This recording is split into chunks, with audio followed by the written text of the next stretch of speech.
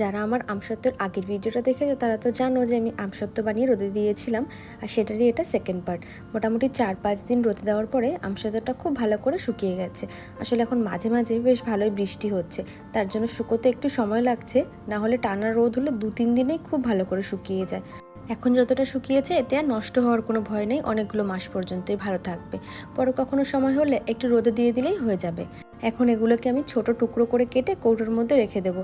আর ছোট করে কেটেছি তার কারণ হলো ত্রিবিককে বড় টুকরো একটা দিলেও খুশি না, কিন্তু এই ছোটো টুকরো 2 অথবা 3টে দিলেই ও কিন্তু অনেক খুশি। তার জন্যই এরকম ছোট ছোট টুকরো করে কেটেছি। এবার এই যে দেখো বয়মে করে রেখে দেবো।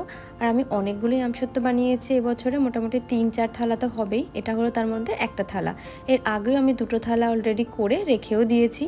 ত্রিভিক যখন বাইরের ক্যান্ডি বা চকলেটের জন্য অনেক বায়না করে, তখন এখান থেকে 2টো টুকরো হাতে দিয়ে দিলেই ও অনেক খুশি হয়ে যায়।